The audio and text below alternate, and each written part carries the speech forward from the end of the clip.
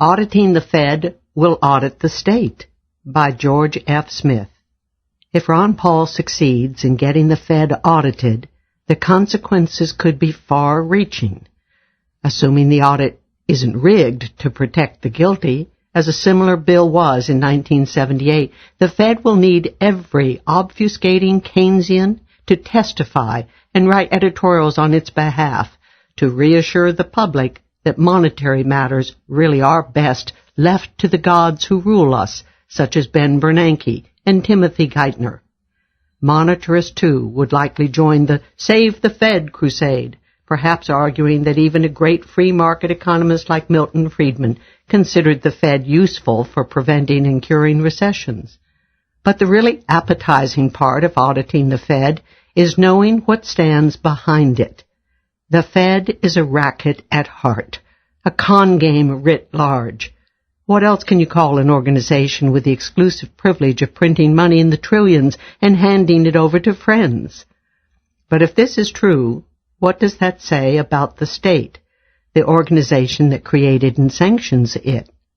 Is the Fed an honest mistake in the state's otherwise undying efforts to preserve our liberty? Or might it be a key component of a bigger racket? Without the power of the state, there would be no proposal to audit the Fed because there would be no Fed to audit. Like any cartel, it exists to protect its members from market retribution, and only the police power of the state can make us shoulder that burden. A bill to audit the Fed could by force of logic become a state audit, much like the investigations of the 1972 Watergate burglary exposed the grinning skull behind the government's public persona. During a Fed audit, for example, would it not be reasonable to ask why the people's elected representatives continue to support a banking system that secretly steals wealth from their countrymen and other dollar holders? Or are we to take the naive position that most elected officials really are clueless about the Fed's policy of currency debasement and the effects such policies have had in history? Partners in crime. There are any number of ways a Fed audit could bring the state itself under close scrutiny, but to sketch one line of argument. 1.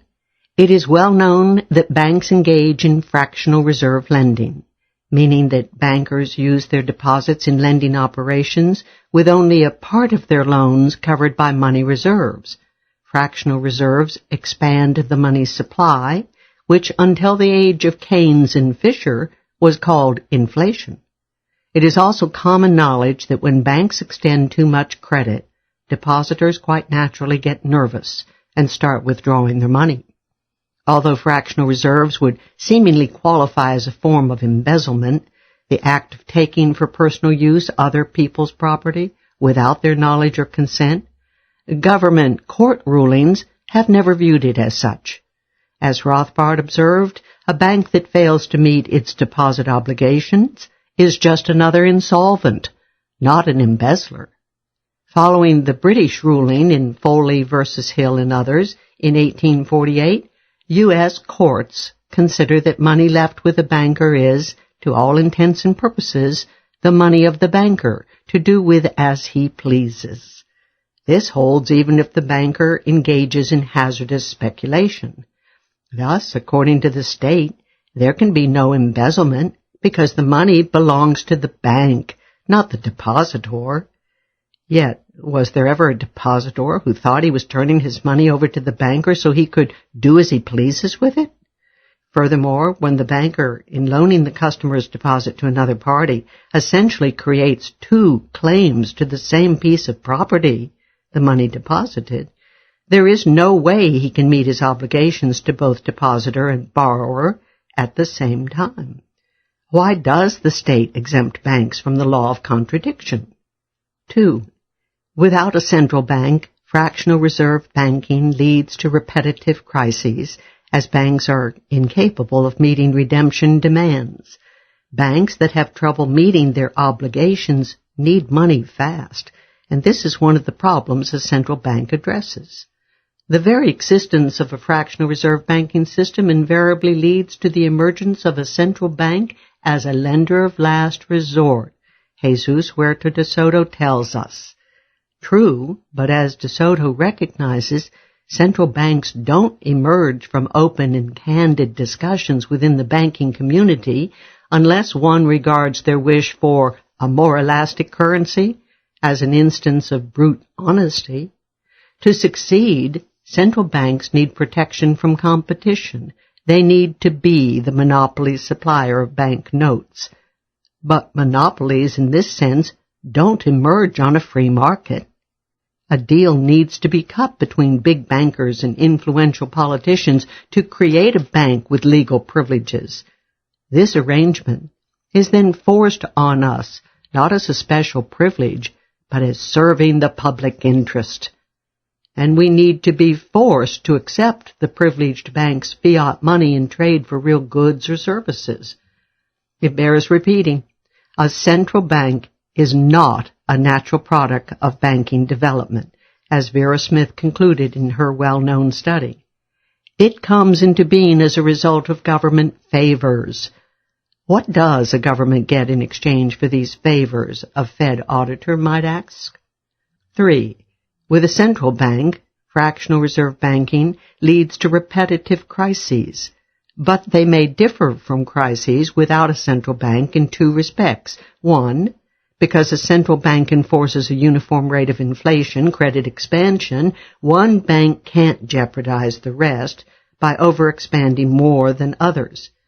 Consequently, the day of reckoning is delayed, and the correction needed is more severe.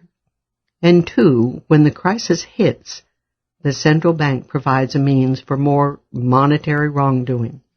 Since the requirement of redemption limits the inflationary potential of a central bank, governments sooner or later get around to outlawing money itself and force us to use exclusively what was formerly only a money substitute. Governments, in other words, outlaw gold and make us use their paper. Question from the auditor: how does this arrangement qualify as a free market, as so many commentators today tacitly believe when they blame this crisis on the free market? With gold gone, the central bank becomes government's genie, able to grant it almost unlimited spending. Massive spending in the 30s didn't cure the Depression, though it did make government a much heavier load for the market to bear. Does the central bank's ability to orchestrate inflation have any connection with the government's involvement in war? Might the world wars have been far shorter and less destructive of life and property, while propagating fewer bloody shoots of their own without the aid of central banking and a fiat paper standard? The enormous monetary outlays of war go to politically favored firms, which thus have an incentive to foster a more belligerent and interventionist foreign policy. Is this military, industrial, congressional complex killing us?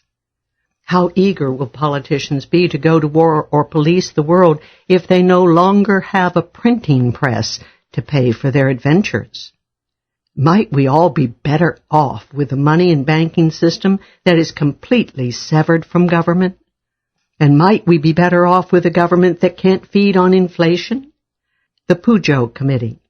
Prior to passage of the Federal Reserve Act, Wisconsin Senator Robert La Follette and Minnesota Congressman Charles Lindbergh Sr. delivered scathing speeches attacking the money trust for causing booms and busts. La Follette charged that the entire country was controlled by just 50 men, a claim that a Morgan partner rejected as totally absurd. He knew firsthand the number was not more than 8. Following Lindbergh's resolution, Congress created the Pujo Committee to investigate the big bankers, but the committee was firmly in the hands of the trust itself. During the summer of 1912, the committee scared the wits out of people with statistics and testimony showing the power Wall Street had over the economy. To the public, Congress seemed to be doing its job by cracking down on corruption, though at no time were Lindbergh or La Follette called to testify, nor did anyone seem to attach any significance to the fact that the biggest bankers were leading the charge for reform. The committee concluded that banking reform was urgent and necessary to bring Wall Street under control, and a year later, Congress and President Wilson gave the country a central bank as an early Christmas present. As Rothbard notes, the composition of the first Federal Reserve Board more or less reflected the power structure of those present at the Fed's founding meeting at Jekyll Island in 1910, with Morgan man Benjamin Strong actually running the system as head of the New York Fed. Power grabs are a frequent and predictable outcome of government investigations. However, any audit that exposes the Fed's relationship to the state will be worth doing, even if the Fed's friends keep it where it is.